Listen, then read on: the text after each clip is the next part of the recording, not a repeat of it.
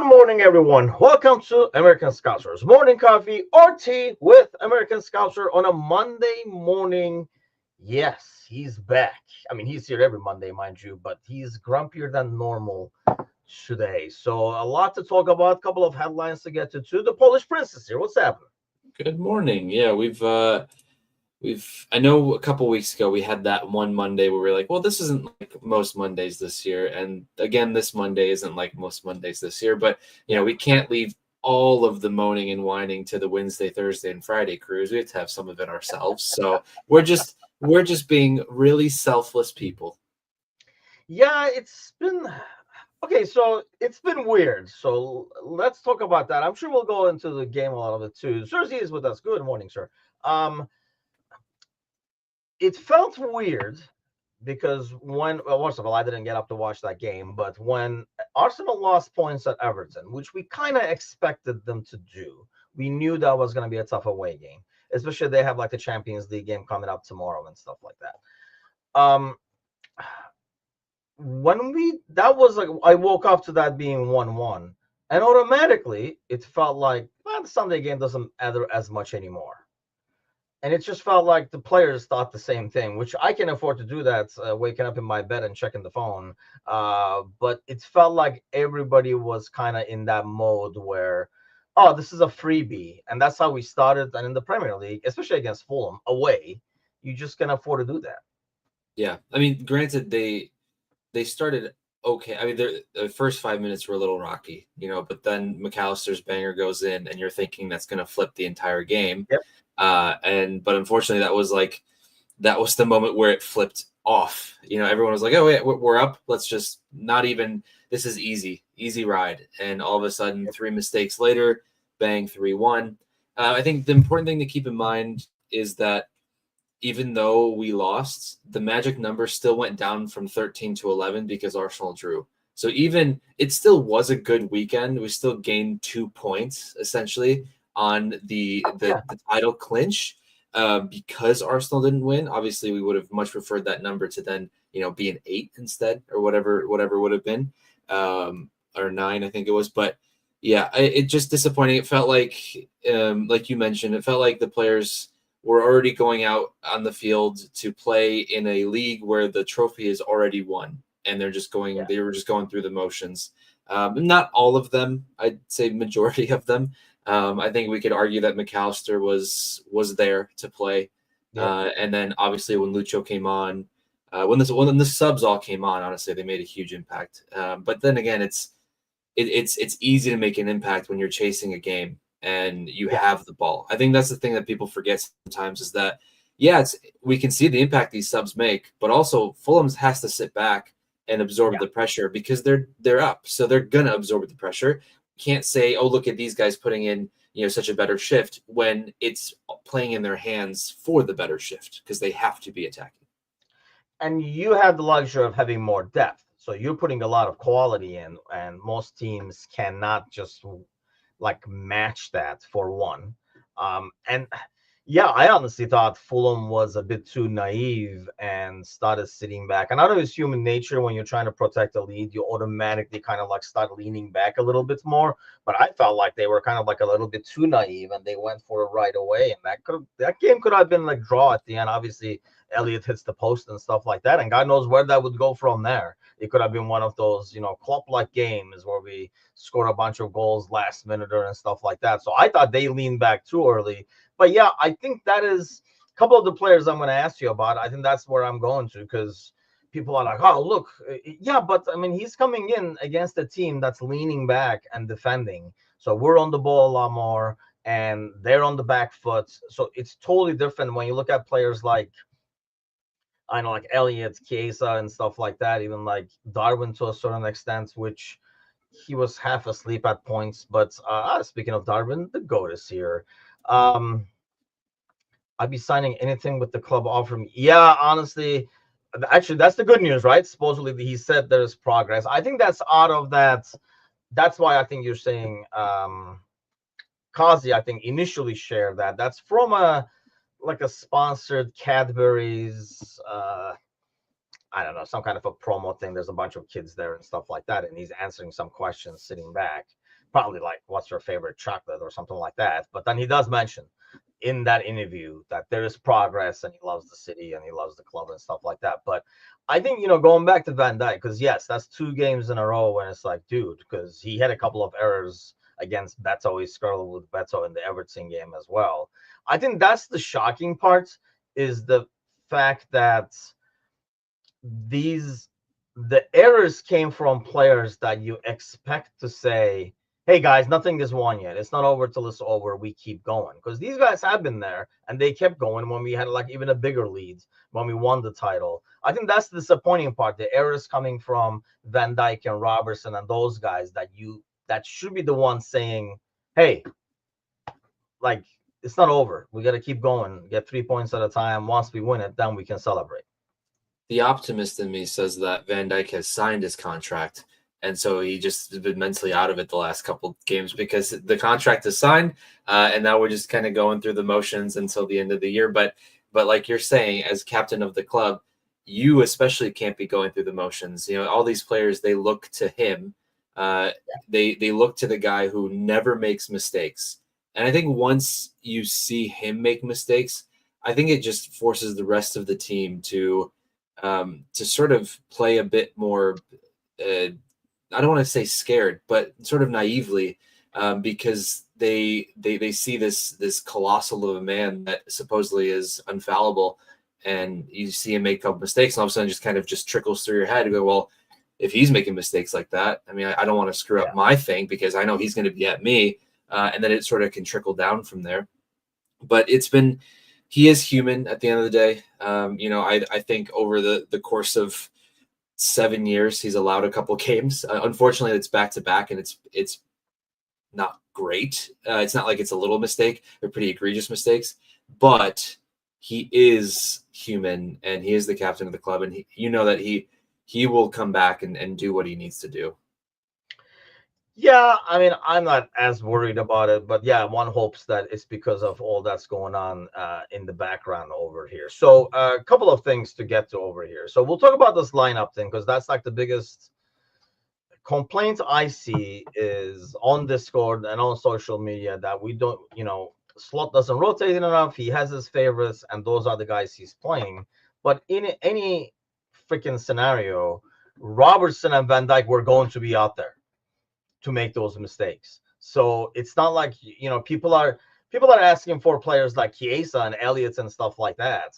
Well, that's not going to make a difference when Robertson is giving the ball away, then heading it into the guy, and then deflecting it into the goal, a hat trick of errors within like 10 seconds over there. So that's not going to make a difference. And I understand, like people's frustration, but it's almost like, a lot of it is people going to an ice cream shop and they want to try new flavor kind of things. Like, let's see, I want to ask you about Chiesa as well, but let's get to this because I think that's a good question.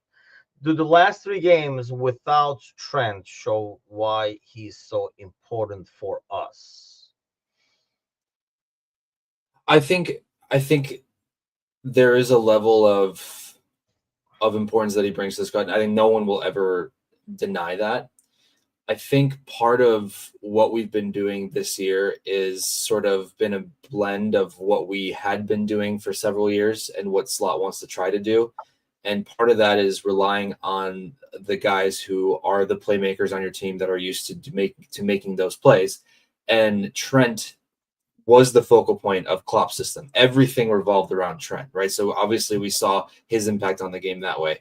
But then when you make that change and you kind of make this small change to this new system, you're still not going to totally ice out one of your best playmakers from that side. So I do think there is a level of miss when it comes to Trent not being, but I don't think that's the only reason that Mo is not doing well, because it's not Trent's fault that Mo has the ball at his feet and he can't do anything with it. That's not Trent's fault. Trent's fault, I mean, I could see maybe having some space open up for Mo to receive some passes, but it's not Trent's fault that Mo's misplacing passes or not going into tackles or not wanting to be aggressive enough to get balls. There was a time at the end of the first half yesterday, I think, where he pretty much let Bassi just beat him to the ball. I don't think Bassi should ever beat him to the ball. I would understand Anthony Robinson, but I don't think Bassi should ever beat him to the ball. So I don't know. It's there's a level of both to that question, but I do think we don't know yet what Slot likes out of his wingbacks, fullbacks. We don't know yet. And so I think depending on the system, we'll see how important Trent is. But there's no denying that he is important to opening up the field. See, I think part of it is because it's not a matter of Trent missing and making a difference. I think it's a matter of a right back missing and making a difference. Like, of course, as always, people got way too excited because, Jones played one game at right back and it went well because really there was not a lot of threats coming. I mean, it wasn't like he was not playing against Doku or Gordon or something like that. And it went smooth. Of course, every single freaking headline on any clickbait website was like, "Do we solve the right back issue?" The Scouse Cafu. Oh my God. Like, it's like, no, we didn't. And you can see yesterday, I think the difference is not because Trent is not there. I think your right back isn't there. You can kind of see the moment Bradley comes in. I mean, there were times in the first half, like somebody has the ball and like Jones is on top of Mo. Like, you're not doing anything here. Now you're actually guarding Mo because you took everybody out because there's suddenly like 3-4 people over there. So the ball is not going to go there. I think the reason like Mo got the ball a lot more the second half is we were able to isolate him a lot more because Jones wasn't on top of him. And that's not Jones' fault. I think it's a lot of, knowing the positioning and, like getting to your spot and stuff like that. But you can see Bradley taking advantage of Mo's white spots and running inside, making those runs to the inside, which, he had the assist with, first of all. But then, you didn't get that from Jones. And this is not a knock on Jones because I think he is, just that's why playing out of position is not easy because it's just a lot of this is by muscle memory. Like, where to make the run, where to go and stuff like that. So I think it really hurt Mo in the first half. You can kind of see Mo a totally different player in the second half when you have a right back who is not. It looked like Jones always wanted to do the overlap because that's what he knows. I'm a right back, I'll do overlap, but did not do as much. Or when he would come inside, he was coming inside when Mo was coming inside. It was like they were never on the same page. That's more like two players not used to playing with each other more than anything else. So I don't think it was a lot. I'll tell you one thing, though. I think when Trent is gone, one thing we will see is a bit more pressure on Robertson. Because now the game plan is not, we're going to attack from the left, wherever Trent is. So you're going to get it divided up a bit more. So you are going to get more attacks coming from our left side, Robertson's side. And that might be an issue over that. Cody False 9 says, actually, he was saying that he's a fan of Gakpo. You don't say. But you think, she's not a False 9 anymore. So that's gone. But, yeah, the front three, especially in the beginning, was kind of. But okay, let's go to the Chiesa and Harvey thing. Harvey, I think we know, and I find it a lot more acceptable for people to say he should get more minutes because we've seen a lot more of him. I asked this on Discord yesterday because I do really want to get an honest feedback on it. Do you think people are saying, like, okay, are you saying Chiesa should get more minutes, for example? I'll ask you.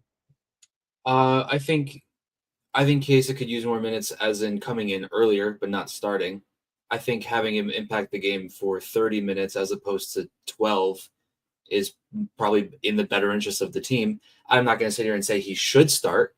I also don't think, but at the same time, we've kind of seen what we can get from Jota and Darwin recently. So in my head, I'm thinking, can't Chiesa give you a little bit of that still with a little bit of more hunger potentially? That's the only thing that I would be saying is that I can understand why he shouldn't start, but I also see the argument for why he should because of the product that we know that we're getting right now. And I think. But are you saying it's based on that? The fact that, he has to be better than what we're getting right now? Or because people make it sound like, I'm watching him.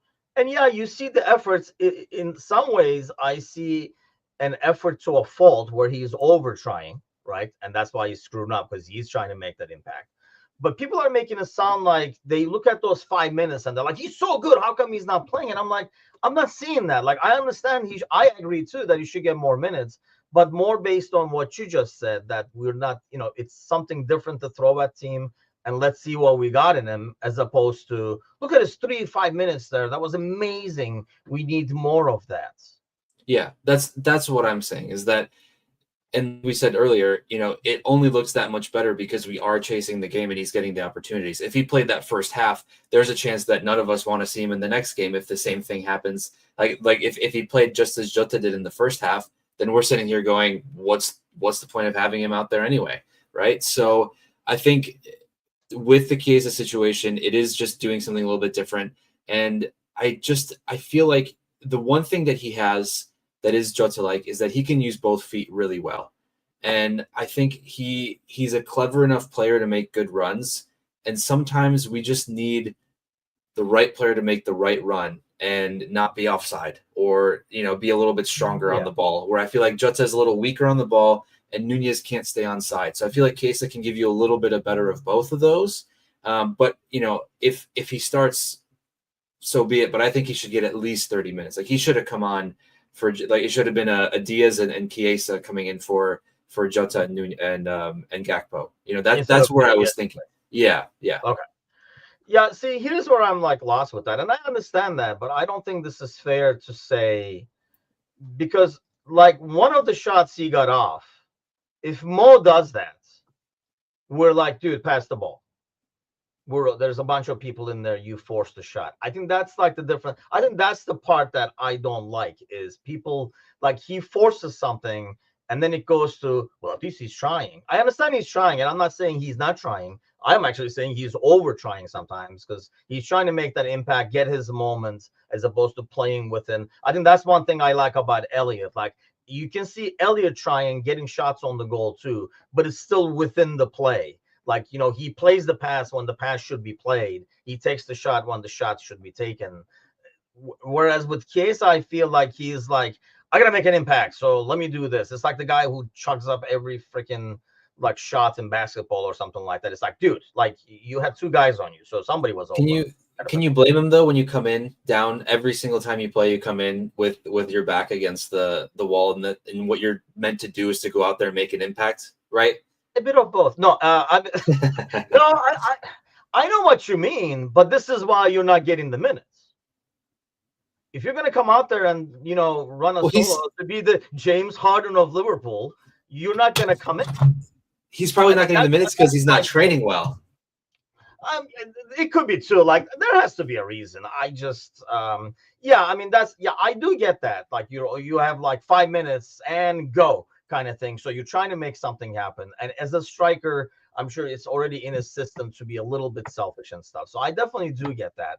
But I just think it's like I'm definitely on board with him getting more minutes, but more of, I think Darwin the Goal was saying, and Cody was saying too, it's more like, because it will be more energizing than what we're seeing. And it's not because what we're seeing, I don't know, what we're seeing is tired, or we're just tired of seeing it. I don't know which one is which. It's probably a combination of both.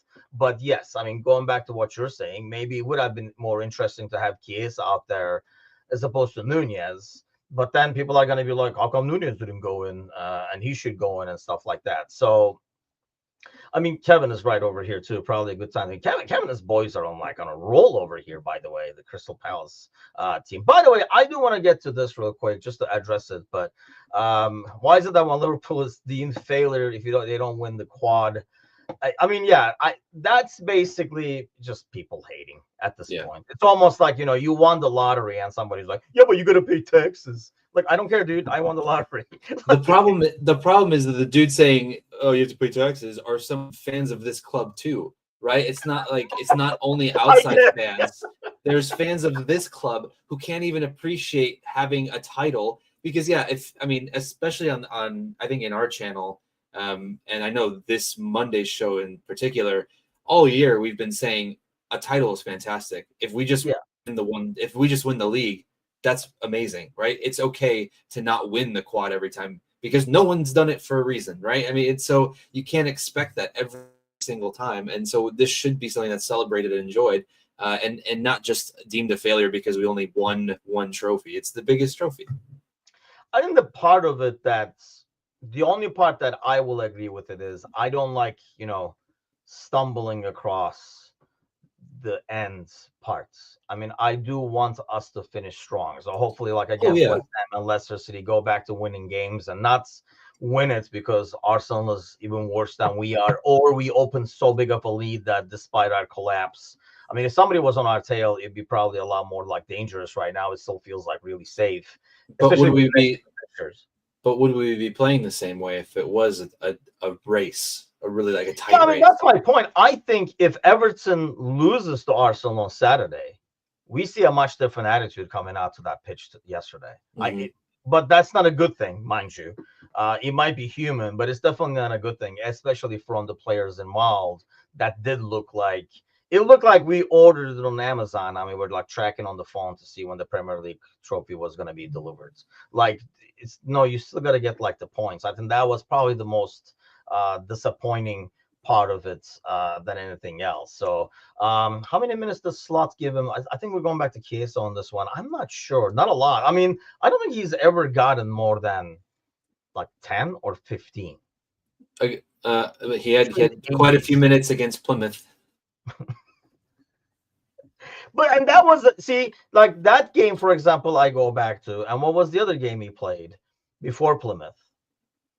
Where The PS. I know he was Champions playing League? with a bunch of kids and backups and stuff like that, but it just felt like it's a guy who's trying to do it all by himself. Like just trying to make tape, if you will, for scouts to watch or something like this. Like, dude, just go out and play, like lead the gang. But yeah, don't get me wrong. I'm definitely in agreement that he should be getting more minutes, but I'm more because let's see what we have. I think somebody mentioned in the comments earlier. I mean, the fact that he's not getting minutes right now is pretty much guarantees that he's not going to be here next year. I mean, there's nothing, it can't be being in shape, it can't be not understanding the system or anything like that for him to be not getting minutes right now.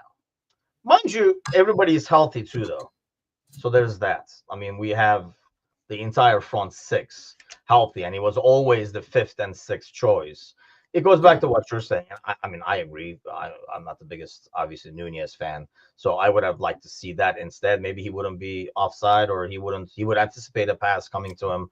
I know Bickler and I were going back and forth on it, but I felt that that was a well placed pass if he's onto the pass, or if he is the one actually making the run and saying, "Here I am." Like he saw the pass after we saw the pass, and then you're kind of too late. Want to win the league every year. The Cops are just the icing. Yeah, I think let's go back to that because I understand that and I know what he's saying. We keep saying the media and other fans and stuff like that, but I try not to post on Facebook, man. I see these posts on Facebook and Instagram, and I try to fight the feeling and not say anything, but every once in a while, like there's a dude in the US fan group, like he just like automatically posts something like he almost has it ready, like he has a Word file with all these negative things ready to go. So the moment the game ends, he copy pastes one of them. Like if you're not bitching about squad depth after we win, don't come back and like bitch about squad depth after we like draw or lose and stuff like that. It's like you can't pick and choose when to bitch. If you were consistent with it, that would be one thing. I just feel like some fans, and I've said this before, are waiting for something to go wrong so they can come out and say, see, I was right. There are guys who are like who were bitching. I'm in this WhatsApp chat with like some other like creators and stuff like that. And there are guys early in the season, they were not big on slots. So now, like, they can't say anything. Obviously, the whole season went along, so they're hiding in the bushes. And then now, like, we're out of a couple of trophies. They're coming on. They're like, he doesn't rotate. He doesn't do this. We've fallen off. This team falls off. I don't know why. I'll ask you why. But this team did the same thing in the club era. So this is not a slot thing. We thought because he was subbing a lot earlier throughout the year, especially early in the year when everybody was healthy, we thought we wouldn't have this area like periods March, April. Why do you think we always have March, April? Because it happens on the calendar every year. That's why we have March and April. No, oh man, I wish I could say, because if I knew, I'd be making boku bucks over there, letting them know what they need to do differently to make sure that they don't go limping over the finish line again. But I think maybe it's just it's a long, arduous season, right? It's full of just high intense games every year, but it's a tough excuse to make when you see a team like City pull out 4 in a row, and not succumbing to those same issues of having a limpy finish line finish, right? It just every year seems like they were doing just fine. They did better at the end of the year than they did at the beginning of the year. Yeah. So maybe we take our foot off the gas in the beginning and we have more gas left at the end. Maybe that's the secret all Okay, along. if you have a poor start next season, I'm going to be like, okay, that's what we're doing. Just wait, guys. Just wait. We're going to flip it on in January, February kind of a thing. But yeah, I mean, like we've, especially in the title races before, we know like almost like City turns it into a different gear, whereas we always gear down, it feels like this time of year. And it could be rotation. It's not like Klopp rotated as much. And in his defense, maybe you could say this team right now is a lot deeper and less injuries. Credit to Slots and his gang on less injuries, by the way. But it's not like we're taking advantage of the fact. So like the 6 up top over here, we've gotten this conversation. We're gonna be fighting with Darwin as well. He's keeping Mo, Gakpo, Darwin, selling Lucho, Jota, and Chiesa. I know you're selling Jota, but who else are you selling? No, oh God, I'd rather keep Lucho. I think, especially the last couple of weeks, couple games, we've seen the impact that he has on that left side compared to anyone else. So I think you have to keep Luis Diaz unless you can find a replacement that can do what he does. And I don't mean finishing, right? We're always going to want. He scored a goal yesterday. Let's not get that. Let's get that clear. But we're always going to want someone, maybe a more natural finisher from that left side. But then you have to also remember the replacement of what you do off the ball as well. And it can be very hard to find someone who can do the off the ball and on the ball stuff really, really well, unless you're just Sadio Mane in the prime of your career, right? I mean, we have to remember that we can't have Mane all the time. Players come and go, and you try and replace them the best you can, but you can never replace the same player with the same player. So you have to be okay with the fact of having a different kind of player. And we still don't know what that player is or looks like for Slot. We know that, from your forwards, you want a player that can finish.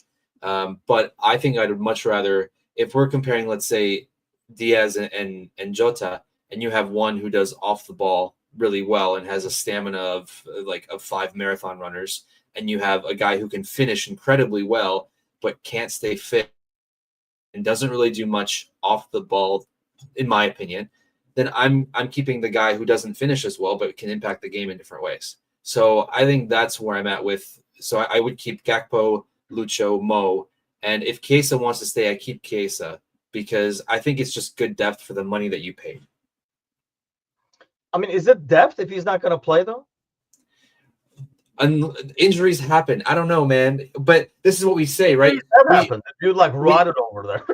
We want depth, and then when we need depth, we don't have it. So I just think for the money that was paid for, I don't think it's necessarily a terrible thing to have him. Maybe he needs a summer with Slot, so to speak. I don't know, but I don't want to give up on him quite yet. No, I don't either. But I think, going back to what I think Darwin was saying, yeah, I mean, it's clear that there's something wrong there that he's not playing because he just I mean, you can pencil me in as left wing depth if I'm never gonna go in. I mean, it's just I don't know how much good that depth is doing, but all I need is a chance. That's a different story. Hassan says I'd rather keep Diaz and sell Nunez. Lucha has a lot of quality, but simply not good enough in the final third. Maybe I was too used to the world-class Sadio. Where's Sir Z? His ears must be ringing with all the Sadio Mane talk. So Cody says, I want Lucho to leave. That's because you want to have your spot for Cody. But here's my thing, and I agree with you. I think it goes back to what you're talking about is I think Gakpo, you see Gakpo yesterday, right? This is Gakpo when he's off. He's just pretty much invisible. So he becomes a 3 or 4 out of 10. So even the Lucho that is having a rough time, can't control the ball, has the first touch of Lukaku sometimes, and doing weird things, diving into 2-3 people and stuff like that. His work rates, or even an off Diaz, ends up being 5 or 6 because you're like, oh, now he like created some chaos on the left hand side. I love how people are like, Nunez creates chaos, Nunez plays, and then they shit on Diaz, who creates a lot more chaos on the left than Nunez ever will. And he's the only guy that we have, and he might be benefiting from Mo being on the other side, but I would also argue that Mo also got better because Lucho was in the game and he demands some attention on the other side, and that kind of helps Mo aside from like Bradley coming in. So I know part of moving Lucho is the money that it's gonna bring because he will fetch good money. Yeah. But like, if you can't convert that money to a player better than him, what's the point of money? Is unless you're like, hey, like we don't need two left wingers. I just do not want to put all my eggs in Gakpo's basket on the left wing. Yeah, so you would have to get another left winger. Yeah, I think that's fair. And why I would keep both of them, because I think both of them make a huge impact on the team over the course of the year. Not in the same game together all the time, but over the course of the year, you'll need them both for different reasons. I think Liverpool, somebody was putting the starting 11 for the next game, and I would not be shocked if Lucho is in the middle and Gakpo is on the left, or Lucho actually starts and then, like somebody in the middle. I know like this one we played midweek, so he did some kind of a rotation. That's the thing. When he does rotation, he's damn. When he doesn't do rotation, he's damn. Here's the transfer rumor straight from Crystal Palace. Do we need him? Yes. Do you like it? I guess I'll ask you that. It depends on the money. I guess. What is the money, Kevin? How much you want for him? Yeah, every transfer is going to come with, do you like it? The answer is going to be, how much are we paying? Because I think that's going to really determine the answer to that. So I think we absolutely do need him. What? 50? Done. Because because it's the English tax as well. If you can get Guehi for 50, I think that's good business in the Premier League because of the English tax. That's the only reason. Do I think he's more of like a 35 to 40? Probably, yeah. But because he's English, he's going to fetch a little bit more. So 50, I don't think is necessarily crazy. It's getting up there, though. He's worse than Kwanzaa, which I don't know if I agree to that. I don't even know. Like he's right at Hato. I mean, if it is because he can't play left back, yes, I do like that. But I think there's something to be said about Premier League experience. And I don't even think about English tax. You're paying for that. I love when people start throwing names out from guys of different leagues, especially guys who are 18, 19 years old, saying, yeah, this guy's better than a Premier League proven center back. Like, what are you talking about? It's shades of Saidu. There's a huge unknown there. Shades of Saidu and Andre of kind of wishing for players from overseas that you think are going to fix every DM situation possible. And it turns out they can't even do anything at Wolves, but whatever. Okay, let's address this. Well, Kevin can tell us. Kevin watches both teams, I assume, on a regular basis. Is he better or worse than Kwanzaa? I mean, I know the answer, but I don't watch him regularly. I mean, I watch him whenever, it's a goal rush or something like that. I mean, I don't tune into Crystal Palace games to scout or anything like that. I obviously, we've seen him play. Sometimes it's risky. Like, I know what Darwin is saying in that sense, maybe, where one, this dude can play left back, so you're hitting two birds with one stone in an off season where you're going to have to fill a lot of spots. And if you're re-signing Van Dijk, a guy you bring, you can say, hey, you can play on the left too. Like, you can spell Van Dijk here and there, and you can play on the left. You kind of like opening the door to guy to get more minutes. We talked about this in the past in terms of player coming in, not wanting to be, well, Chiesa, I guess, on the right, on the sideline and provide depth and never come in kind of thing. Darwin says there's a reason why Newcastle will want to buy Kwanzaa and will pay 35 plus. There's a reason United wanted to spend 70 on Antony. Doesn't make it a good purchase. Doesn't mean they know what they're doing. You're also paying the English tax with Kwanzaa, right?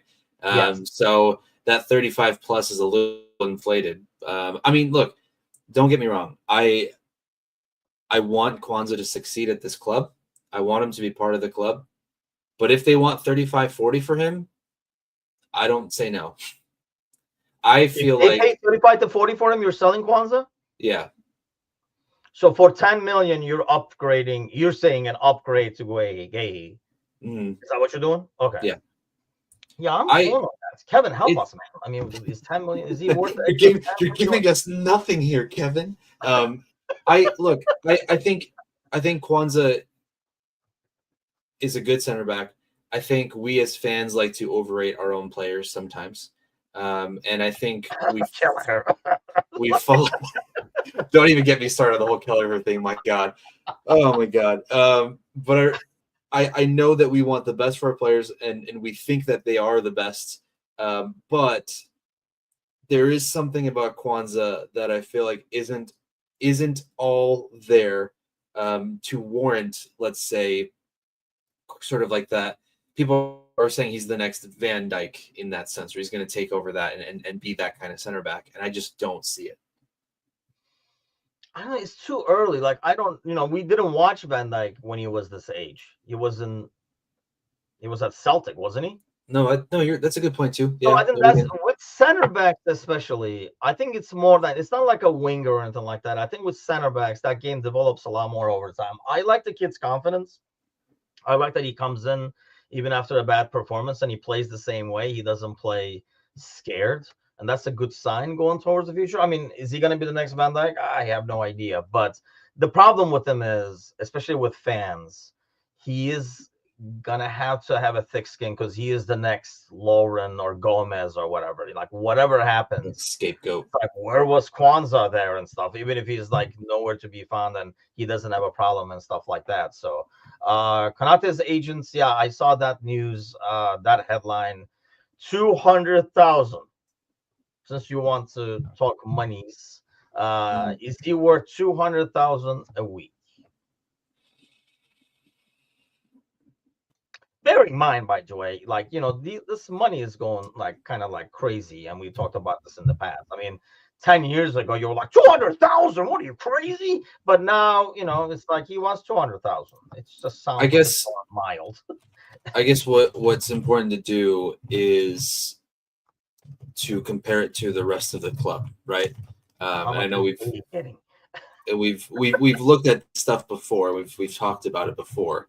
But for example, the only other players right now on 200 are Van Dijk and Mo, right? Mo's on 350, Van Dijk's at 220, and then you have Trent at 180, right? So if I'm looking at the team and I'm thinking of who do I think deserves at least 200 on this team, it's tough to give that to Konate, given who is earning what right now. So I do understand that 200 is different now than it was several years ago. But when you compare to everything else, when you compare him to, I don't know, do you think McAllister deserves 200? Do you think Gravenberch deserves 200? Like these are all the guys on 150. McAllister, yes. Allison is on 150, right? And you could say that those guys did their contract 3-4 years ago. So if you resign, for example, Ali right now, well, I don't know, his age is getting up there, so probably not the best example. But I mean, here's what I'm going to, like, when we do this like money talk over here. I mean, I know like Kazi always famously says like he's a bridesmaid and he looks. I think this kind of depends on if you're getting Van Dijk to stay as well, because with the contract like that, you're guaranteeing your center back pairing for the next 3 seasons, right? Because you're gonna get at least another 2-3 good seasons out of Van Dijk. I think even if it like diminishes a little bit from being the Van Dijk, you're still gonna get 2-3 seasons. Like Cody says, yeah, that is like kind of reaction. I think here's the thing. I mean, replacement costs is what I go back to. So you're like, I'll pay 150, but not 200. I mean, you can't just do, okay, there's a 50,000 difference, right? And I know I'm oversimplifying, but over the year, that's like 2.5 million? Yeah, it's 200,000 a month or whatever, right? Are you going to be able to replace this dude with somebody who's making 100,000 a week for, like, I mean, we're talking like 5 million a year over here. So I think the replacement cost I think it partially enables these players to say, this is what I want, because they know if we go out and get, even if it's a promising center back, like I don't know what the price of like Hato or I don't know how you pronounce his name, the kid that's I think Jarrell Hato. Hato. I don't know what Hato goes for these days, but he's not going for 5. It's No, not the Minaminos running around that you can get for a couple of million over here. So if we're gonna go by transfer market, what they have him right now evaluated at is 30 million. So you're probably guessing you got to spend at least maybe another 5-10 above that to get him. So at least 40.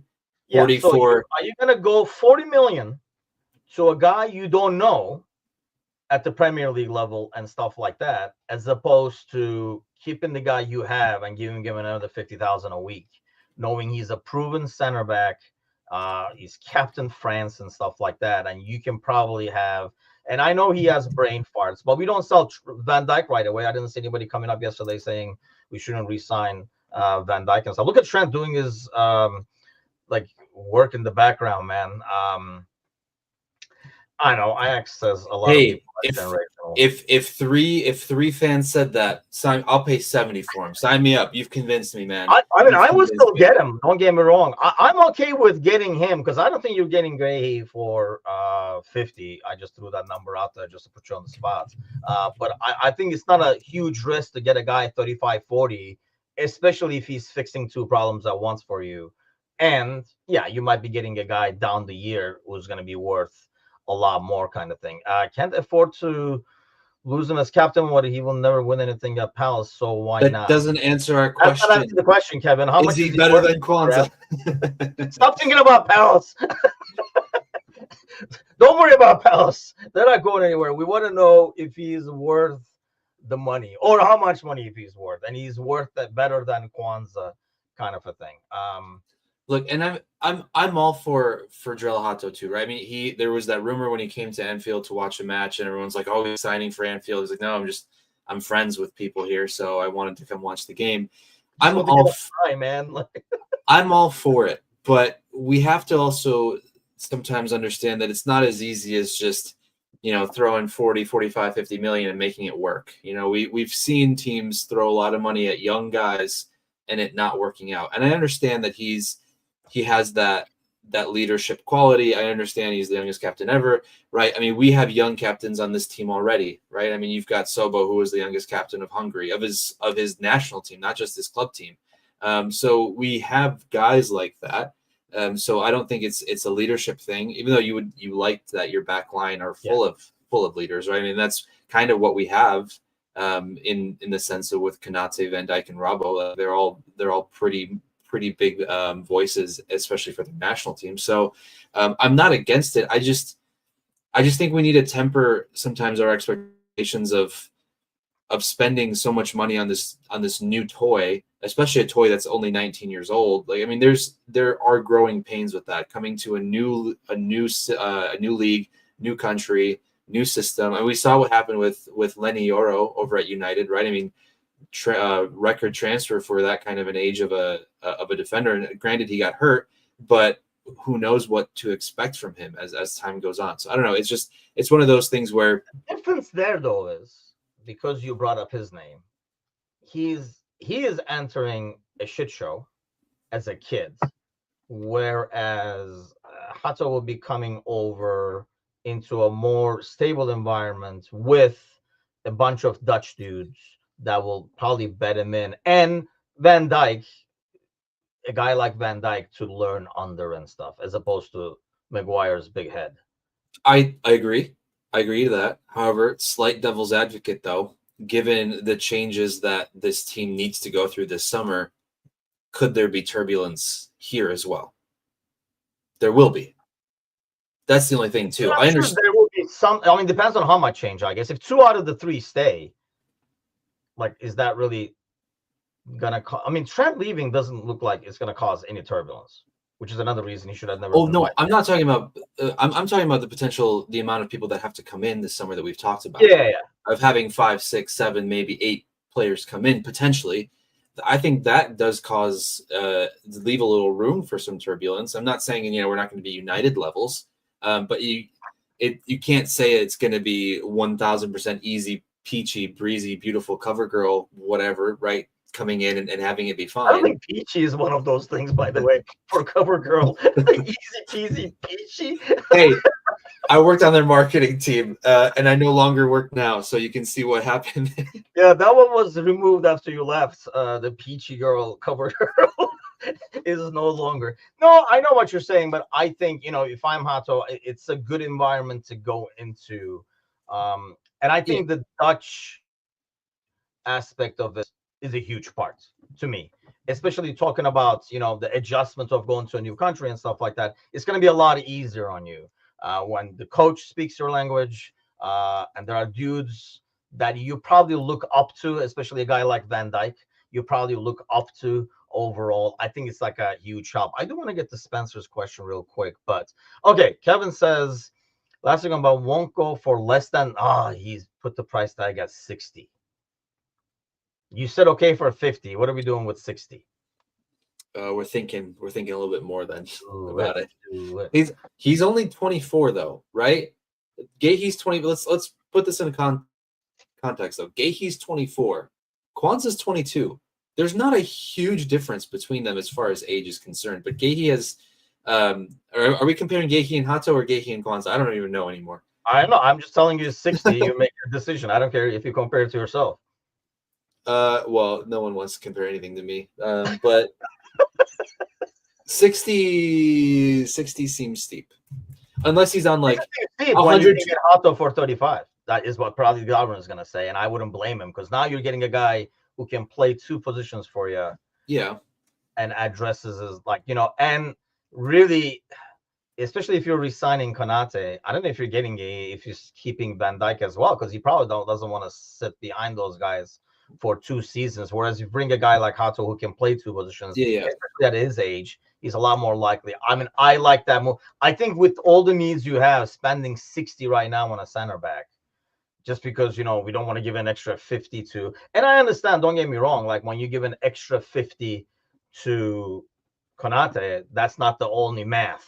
You got to then give an extra 50 to everybody around, probably too, every time you negotiate contracts. I get that it becomes inflation in the contracts, but again, like replacement costs for a young center back that has, and the center backs can go. I mean, Konate, the thing with Konate is probably his injury history, which he's kind of debunked this year. Probably just jinxed it, but he's kind of like debunked this year. He's been healthy overall.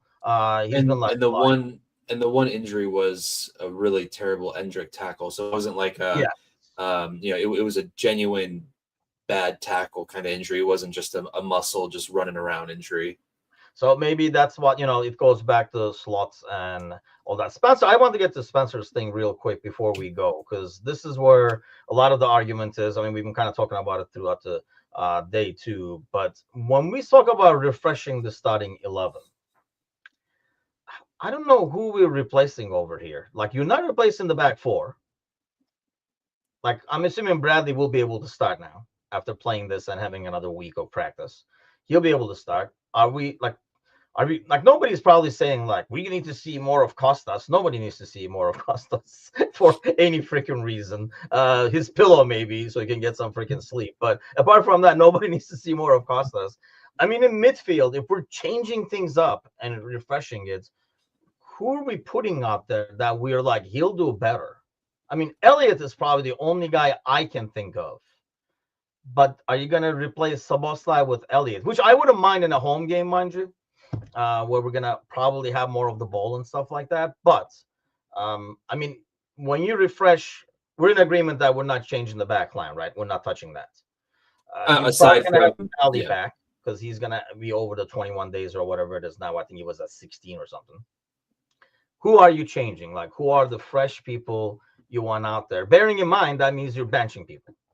Well, this is it's already been freshened up with Ali and Bradley. You're done, right? That's 2 new faces, freshened up, good to go, baby. That's where I'm telling you right now, this is going to be the starting 11. Trent, my guy, is writing. Man, there's so many people over here that will have to change their YouTube user ID, Cody and Trent.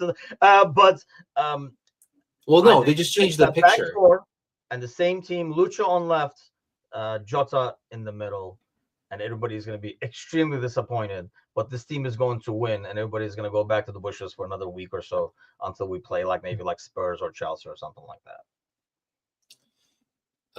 Here we go. Yeah, I was. Endo, Maka, Harvey, Lucho, Darwin. No way. You're not benching Mo. Unless you really want him to go. I mean, here's another thing you have to bear in mind with that, right? This is not a time to screw around with Mo. That's wild. Yeah, that's absolutely wild. There's no chance in hell that Mo isn't starting. Sorry. There's no chance.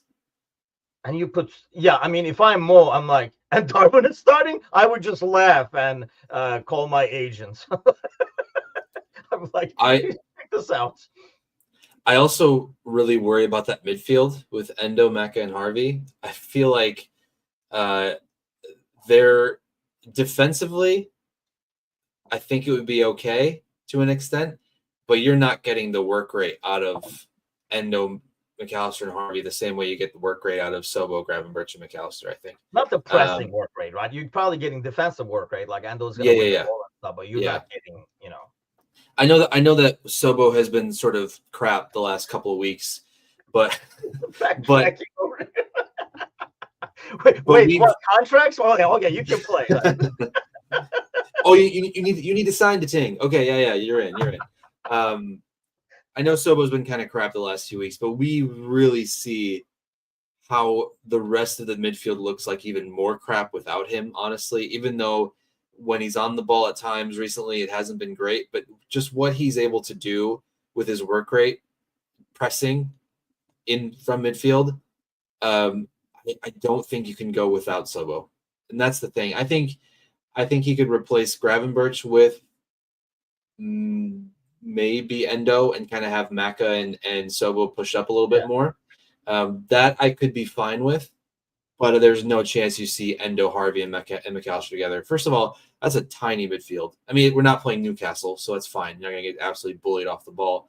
But I just don't think there's enough in that midfield we'd find the same problem that we had this past week where we couldn't get the ball into midfield to then get it up. We would just be passing it back and forth in the back because there's no space in the center. So I would say Bradley on the right, Ali comes in, obviously.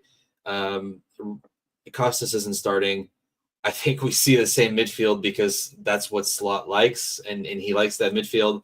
The only surprise I might see is that Lucho goes through the center with Gakpo on the left and Mo on the right, or Lucho starts and maybe Chiesa gets to start down the center. That would be my wild card. I don't believe in it, but that would be my wild card. But otherwise, that's as much of a refresher as you'll get. Yeah, I don't see Chiesa starting in the center over two guys that are actually only playing in the center. Like if Chiesa comes in, at least he'll come off the bench. I can see a scenario where you start Lucho and Gakpo and then take one of them out and throw Chiesa and shift that guy back to the left or something like that. But I just don't see a scenario where, like he starts over Darwin and Jota in the middle. People are going to be extremely disappointed, but I think it's going to be the same starting 11. Plus with Bradley, obviously, and Ali going into that starting 11. Because these guys, I mean, here's one thing. You're going to go to Gravenberch and you're like, dude, you look dead. And then you're not going to play him. And then next week, you're going to be like, you're alive again. You've been reborn. Come back in the starting 11. I think you have to kind of bear that in mind. Same thing goes with like Mo and stuff like that. I mean, a guy chasing records and stuff like that, you're not going to. There's no way you're benching him, especially with the contract limbo and all that kind of stuff. That's just asking for trouble there. So I think Mo definitely starts. And I think, you get Gakpo out there, maybe Lucho in the middle, like you were saying, or you go with Jota and Lucho's back on the left and stuff like that. But I don't think we're making a lot of huge changes. So people are going to be extremely disappointed. Maybe we'll see them earlier. Cody Falses. No, I think Bradley comes in. I mean, I hope Bradley comes in because I think that's the biggest difference is having a right back because I think it helps Mo. But I think Bradley comes in. Apart from that, sounds about right to me. There's going to be a lot of disappointment, but that sounds about. Gets injured and he'll be insistent on playing an injured player and rotate. I don't understand the based off of what evidence. Yeah, I mean, who do we want to play? Like, I mean, he's not going to start Chiesa over all these people. I just feel like you you guys have to bear in mind these are this is the title winning starting 11 that we're like shitting on. This reminds me of the time where we were shitting on that midfield that was like amazing blue collar midfield of Genie and Hendo and Fabinho, and everybody was like, they suck. And then when this leg started falling, they were like, they were so good before. What happened? It's like, yeah, they're good. I think he should be ready to go. I mean, like I say, I'm just like guessing. We'll find out during the week. But if he got 30 minutes, we were talking a lot about him. Anan, if you're not on the Discord channel, you should be, because Anan is the best troll you've ever seen. And he was trolling around this weekend, so I was trolling him back. But yeah, I mean, I think he did not go in earlier because he was only allowed to play like 30 or something like that. But in another week, I think that number will go up to, or at least he'll be able to start. And then maybe in 60, 60. Kwanzaa or Jones or somebody like that in there, or End or something. But yeah, and I think we, because you mentioned earlier this morning that we saw Slot rotate a lot earlier in the season, and I think he saw all he needed to see from the players that he was putting in, and that's why he's now so insistent on playing who he's playing, because that's who he has. He's seen what they do, and those are the guys he can trust. I know it can be frustrating to sort of see what's going on, but at the same time, he's had the opportunity to see some of these guys play. He was with them every day in training. You have to, at some point, just give credit to the man that's leading this team out there and say, hey, this is what he feels is best. And right now, this is the side that's gotten us to a league title almost. Yeah. I mean, that's a good point, actually, because he used to. I know he can't do it on the right now, but one of the subs that he did all the time early in the season was taking the left back and right back out and putting Costas and Bradley in there, for example, for Trent and Robo and stuff like that. Yeah, that has stopped. Maybe he's the same way. He's like, nobody needs to see more of Costas as well. And we're going to, unfortunately, I don't know which way you look at it, but we're going to one game a week. So these guys, you're not going to need as much rotation. And look, I think this is a very big cop-out for fans as well. Whenever we don't play well, we're not saying like we playing like shit or, Robertson's making stupid. We're just like, oh, everybody's tired. No, they're just not playing well. I mean, you don't have to be tired to suck. It's not an automatic that you suck. I mean, half of it is, and I think yesterday was just attitude. And you could kind of see when the attitude changed, how the game changed. We talked about how Fulham is a part in that as well. But when the attitude changed, the game changed, plus the subs and stuff like that. So I don't think that's like a default runoff when people are like, we look tired out there. It's like, no, they just have more. They have more, like, I don't know, like they're more into the game than we are. How is it that other teams are never tired, but yet we are tired all the time? Right? It makes no sense that only one team is tired and it's always our team. Other teams they play less games than us. They're not even in Europe. And with all of the advanced metrics that you have, with all of the equipment that you have for testing and for tracking and for monitoring players, the coaching staff and the training staff, they have access to all these numbers and figures. They would know if these guys were tired based on all of those metrics. And clearly they're not. So it's a mental thing. It is a mental thing. And yes, he did say this in the press conference. That's a good quote, that, these players as well, I don't think the errors we made anything to do with players being tired. And I agree to that, but that was the disappointing part to me as I watched the game, is I expect, like, if Jones does a bonehead move on the right-hand side, he's out of position, whatever, like he's doing that, or he hung onto the ball too long again or something like that. But when Robertson and Van Dijk and stuff, guys that you expect that mentality to come from, make the mistake, I think that was like the only Gravenberg. Yeah, that might be something. I'll give Trevor that, because he does. But I don't know. Part of it, I think we have to understand that partially he's been figured out. Like, we don't get those turns anymore. People don't pressure him the same way they do. I think, like the tape is out on him, if you will. So it could be a little bit of him adjusting as well. It's a sophomore slump, as they call it over here. So we got to kind of like make some adjustment as well. You don't see those turns anymore because people are not letting him do those turns, or not attacking him where he can't turn with the ball. I feel like as fans of this club, some of us don't allow other clubs to tactically play well or match up well or understand how to play against us. I think it's always, oh, we're so shit and we're so tired. Sometimes the other team just plans well. And we have to give them credit for that too. I mean, there's two sides to every game. Zubimendi, yeah, I mean Zubimendi is not coming over here at this point, but yeah, I mean I think there'll definitely be people coming into the midfield, people that he feels more comfortable with and suits him, probably more comfortable, more like a McAllister type player. And I know, that's kind of like easy to say, like a McAllister, like a guy like McAllister, because he's amazing in his brother. Oh, he's just like him.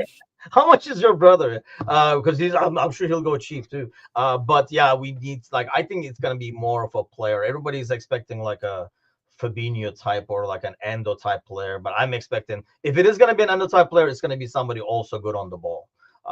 Like I know, like Guimares or somebody like that, for example. Like, can't stand the dude, but I think he's one of those guys that you like him when he's on your team, you hate him when you play against him, kind of a deal. So I think it's going to be a player like that we need for this midfield. But we'll talk a lot more about this, I'm sure. Get the boys' take on it tonight, 7 o'clock Central, 8 o'clock Eastern on the Monday Night Podcast.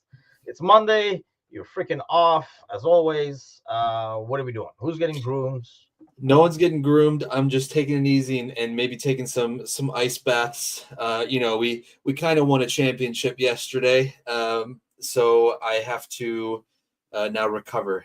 Hit the floor pretty hard a couple times, and my knee's not doing so well this morning. But we won the championship. We won the trophy, and so I'm hoping that no highlights, nothing. The video the championship game isn't uploaded yet, so I'm waiting. I mean, I've got a picture of us holding the trophy. If there's no video, did it happen? Fine. So, next week. Cody is selling Endo for 25. Done. Sold. No one's coming in for Endo for 25. Yeah. I don't think so either. I mean, yeah, Cody is coming in for he's coming in with 25. Let's just hop on FIFA career, or sorry, FC career mode and make it happen. Just, you have to play as Frankfurt though to make that offer, because no computer's giving you that offer for Endo. I'm sorry, I hate to admit that. I played the other day and I was like, you know what, man? Kudos to you. I mean, you got hammered, but I can't remember who he was playing with, like Hertha Berlin, or like it was like an average German team. It wasn't even like, you play like a lot against like Bayern, PSG or Real, and stuff like that. But somebody played with like a very, very average team, and I was like, you know what? Respect. I mean, I still like smashed them, but I respected the fact that he didn't quit. Double respect. So I stopped. I didn't do the man after my own heart. Quits, kind of a deal. But okay. By the way, Thursday, starting my refereeing career. Oh, do you have the shirt? Oh, orange card. Well, it's like a neon. They went with like a neon red over here for some reason. I mean, the yellow doesn't even show because it's like almost like a lime. What level? This is junior high and youth travel right now. So next season I'll probably go for like high school and stuff, unless one of the parents kill me, and then we'll decide how that goes from there. But it should be interesting, yes. So because the junior high games you're flying solo, so there's going to be a lot of offside goals missed. I can guarantee you that right now that there's going to be a lot of offside goals missed. That is such a bad junior high parents don't know any better usually, so it's all good. That's such a bad setup, man. You should at least have two. Just have one on either side, just so you can at least call the offside as closely as possible. I think they pay you enough to kind of put up with it. I think you're basically getting the AR money as well. So you're getting three guys worth. I mean, that's the thing. There was a tournament this weekend in Rockford, and I was like, I don't know if I want to start at a tournament like a U16 11v11 game, because I don't want to be that ref that's just standing in the circle, just moving like slightly, which I probably will have to, because I don't have ARs obviously to rely on. But it should be interesting. I mean, I've been on the sideline for decades now with the girls, so kind of familiar with some of the stuff. Probably been one of those parents here and there occasionally, but all I know is I'm not even going to be able to trust, because girls both played soccer for like years and years and years, and there were people like, we started as like a U5 or something, they're like U15, and this mom still didn't understand what offside was, and I was like, Jesus Christ, dude, it's been like a decade, learn the goddamn game already. He's like, well, and I keep turning to me and asking, he's like, God damn it, just learn the game already. But I'm looking forward to that. Send off 3 guys for a 2-footer challenge. the guy tackling, the guy who got tackled, and the guy who laughed, basically. Yeah, I don't think these junior high games don't get that aggressive, but then I do have some youth travel games, so those can get interesting. There will be no footage shared of that. I can guarantee you that. But I'll be back tonight. I'll be showing the red card to Bickler and Galley. So do tune in for that. 7 o'clock Central, 8 o'clock Eastern. We'll see you guys then. Take care.